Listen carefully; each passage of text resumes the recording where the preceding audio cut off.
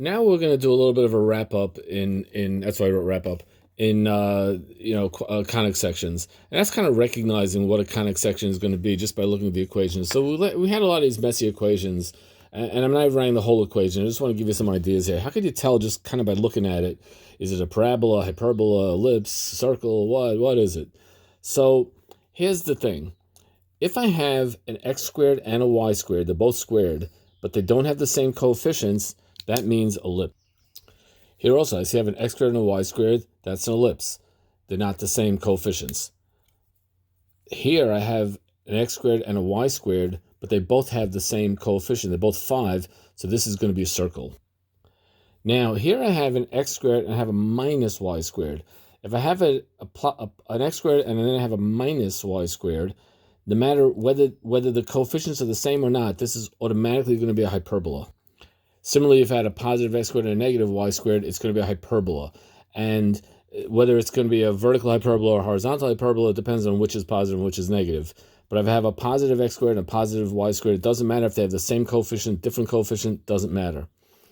Now here, I have a y squared and an x squared. Again, they're both square and they're both positive, and they're different coefficients, so that means it is an ellipse.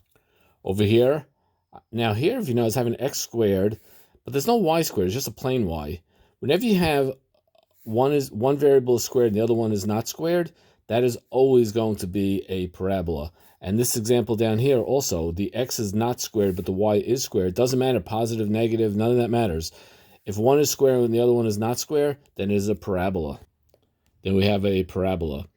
And finally, this one down here, neither is squared. Well, if neither one is squared, that's going to be a straight line.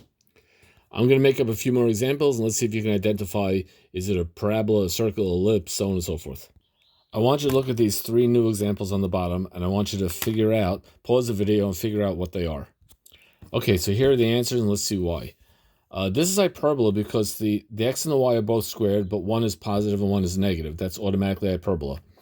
Here, the x and the y are both squared, and the 25s are the same, so this is going to be a circle. Not an ellipse, but a circle. Well, a circle is really kind of an ellipse, just a, special kind of ellipse. And this one here, it looks, you might think it's hyperbola because that's negative and that's positive, but if you notice, that's squared and this is not squared, so whenever so that's automatically going to be a parabola. And that is the fun of this topic, kind of getting a visual look to see right away what something is before you even do all the graphing of it. I'm out. Yay.